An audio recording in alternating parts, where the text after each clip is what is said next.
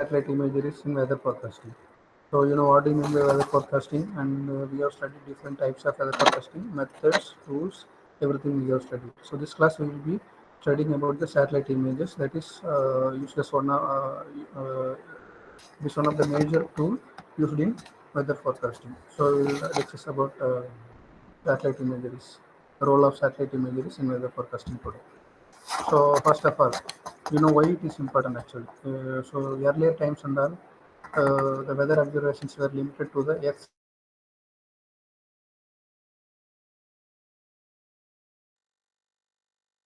actually. So there are places which are having observatories, surface observatories, and from there we will be receiving the weather information actually. That is only limited to the Earth's surface. Apart from that, if you see, there are oceans are there, and upper air surface is there. There and all we will not be having any information actually. So that is also most important in weather forecasting, because that also will be influencing our atmosphere. And in order to forecast weather, you must have oceanic information also, and apart from that, upper air observation also you must have. So for that only, satellite has come into picture, and that will be most useful to derive the information from upper air atmosphere and the oceanic atmosphere. And moreover, in the Earth surfaces also, you can cover larger places and you can get more information. So that is how satellite meteorology came into picture in weather observation actually. So first satellite which were launched during on April 1st April 1960 is Tyros 1. That was the first weather satellite used to get the weather information actually. So from then onwards, people started launching more satellite to investigate about the weather, and by 1970 they started a network actually, global network of weather satellites. And this network has been utilized by many scientists to derive weather information for their countries also. And apart from that, wherever you want, you can get the information actually. Place of whatever the place of interest, you can get the information from this global network weather satellites. So that's what the importance of satellite meteorology, or the role of satellite meteorology in weather information. So when you speak of satellite, you must know the types of satellite. Actually, there are different types of satellite. That is polar orbiting satellite and geostationary satellite. That is mainly based on the orbit and their altitude from Earth surface. What is the altitude of satellite from the Earth surface? So based on that, it has been divided into two: polar orbiting satellites and geostationary satellite. Orbit is also most important actually. So first comes the polar orbiting satellite. So it will be orbiting mainly from pole to pole. That means from north to south. It will be orbiting north to south. And for each rotation, it will be covering a narrow longitude actually. Swath. That means for each rotation is called as swath actually. So for each scan, it will be covering a narrow longitude. And you know that one complete rotation, it will be taking 100 minutes approximately. That will be varying with satellite to satellite with respect to its speed actually. So approximately one rotation will be completed in 100 minutes. And their altitude, if you see, means it is situated at 850 kilometers from the ground surface actually. And this is the only satellite for receiving information about poles actually. So if you see the places which are more than 70-degree, we cannot get the data from geostationary satellite. But polar orbiting satellites, we can get the data for the places which are situated more than 70-degree north and south. So the disadvantage is that it will not be continuously looking at the same place actually. It will be, because you know that Earth also will be rotating, and this polar orbiting also will be it will be in the orbit of north to south actually. It will be continuously moving, and it will not be looking at the same place on the Earth actually. So but a place will be twice it will be coming to the same place on the same day actually.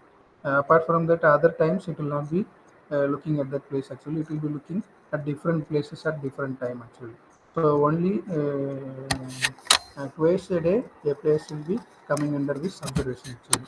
So you know that it is a major limitation actually, because your weather will be changing continuously actually. You know that within 2-3 hours itself the clouds will be formed and you will be getting the rainfall. So in those situations, and our polar orbiting satellites cannot be used. So there comes the importance of geostationary satellite. So the orbit height is around 36,000 kilometer, and it will be rotating at the same speed of Earth actually. So because of which it will be continuously looking at the same place on the Earth surface. So why it is kept at 36,000 kilometer? You might be knowing.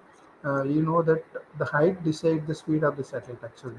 So if you keep it at 36,000 kilometer, the satellite speed will be same to that of Earth actually. The Earth speed and Earth rotation speed and satellite rotation speed will be same if you keep the satellite at 36,000 kilometer.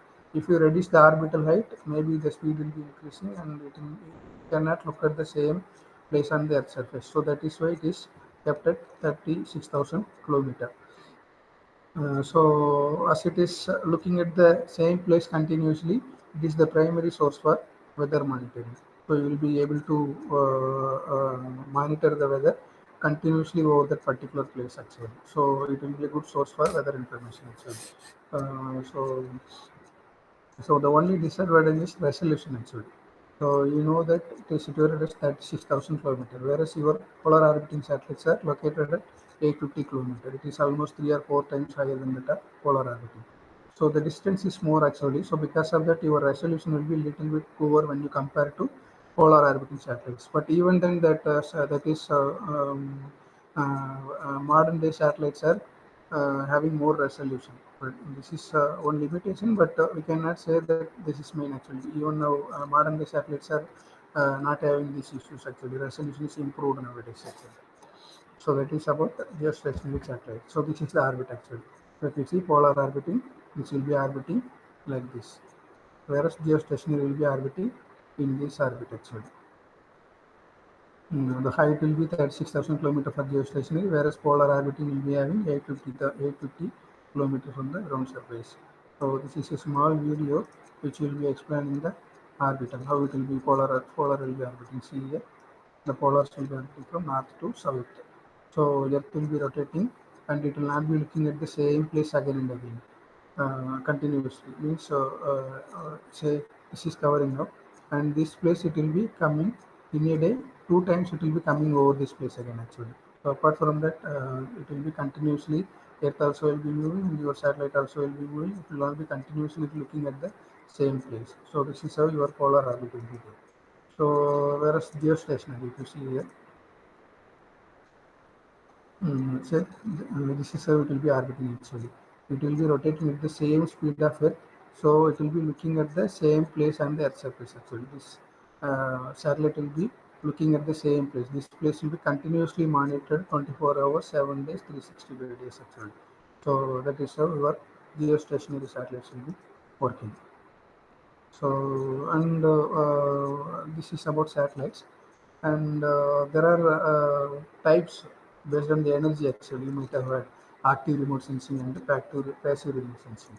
So, active remote sensing is nothing but sensor will be emitting the energy, and it will be interacting with the object, and it will be reflecting it back. Again, the sensor will be receiving the emitted radiation, and satellite images will be derived. And whereas there is one more remote sensing is called passive remote sensing. Here, sun will be the source of the radiation actually. Sun will be emitting the radiation. This radiation will be interacting with objects, and this object will be emitting the radiation back to the atmosphere. That will be received by the sensors, and that will be analyzed, and image will be derived. That is what passive remote sensing. So that's about the remote sensing types actually. So next comes the satellite images.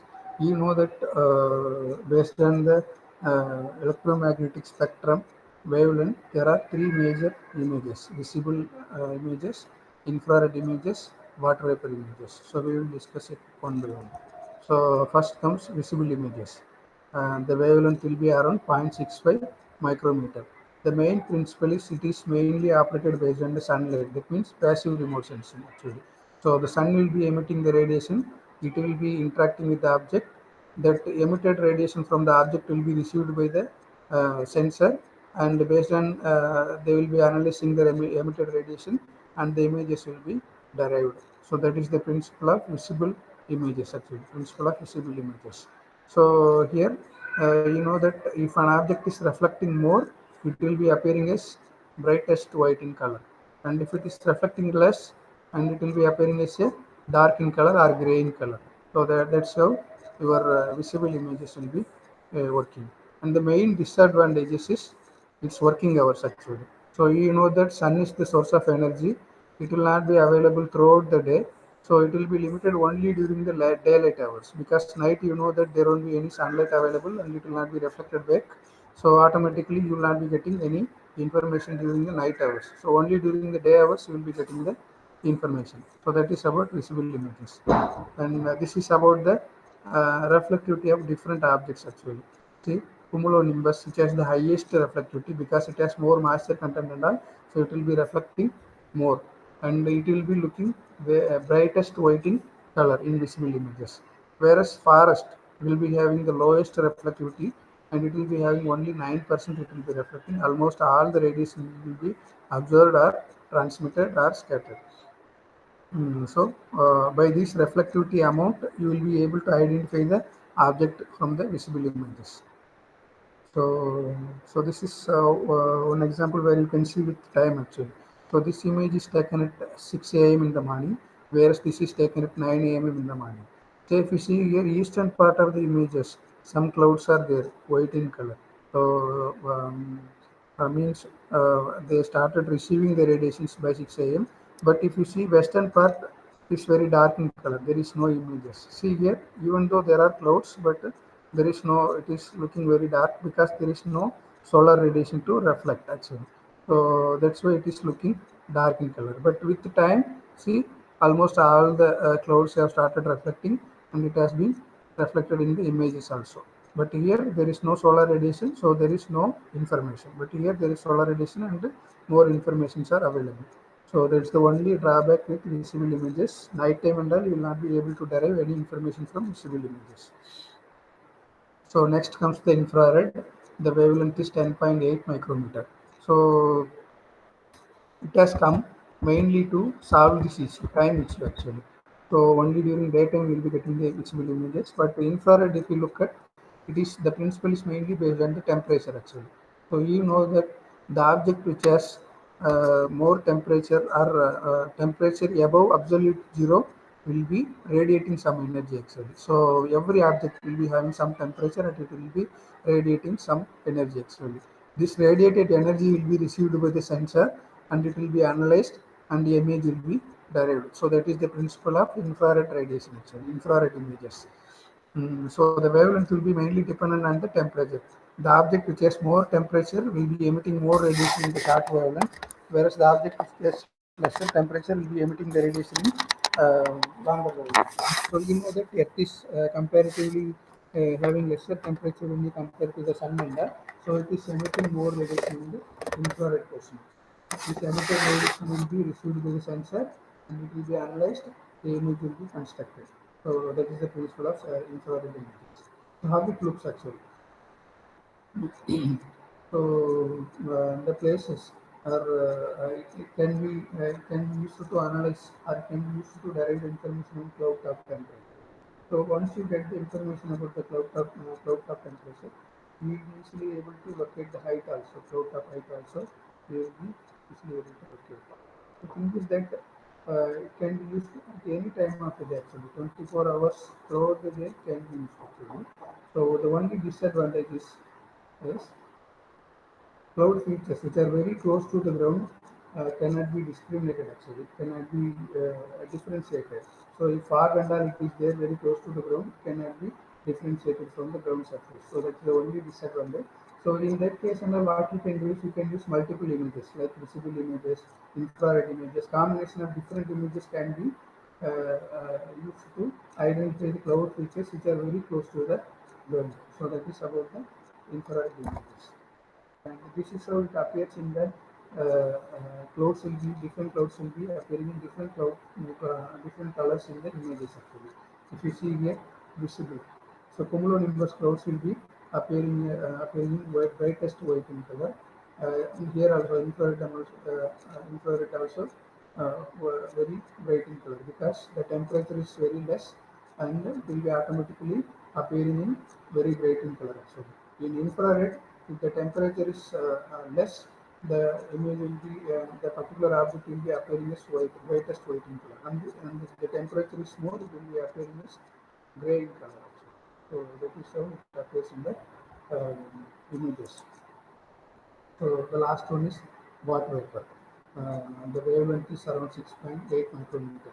The name itself indicates here actually it is used to find out the water vapor content in the atmosphere actually. So mostly it will be used to find out the water vapor content in the upper troposphere. And if there is no water vapor content in the upper troposphere, it will be giving information about the lower troposphere actually, how the moisture content is there. So those information will be able to get from water vapor images. So how the images looks actually. So black indicates the lowest amount of water vapor. So if the place is having the lowest amount of water vapor, in images it will be looking as black actually. So if an object is having highest water vapor content, automatically it will be looking as brightest white in the color. Say cumulonimbus or rain bearing clouds will be having the highest water vapor content. Those clouds under will be appearing white in color. So these different images we will be using it in weather forecasting.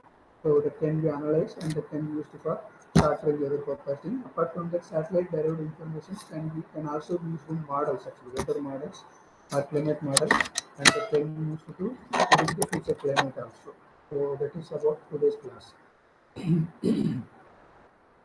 In last class, we have discussed about agromet advisory services. So I wanted to share an information about that. So there is a website actually where you can get your bulletins for your district and craft. So there is a website called imdagreement.in. So if you visit this website, so there's a segment called Agromet Services. Here, if you click District Agromet Advisory Service bulletins will be there. For district-wise bulletins will be there here.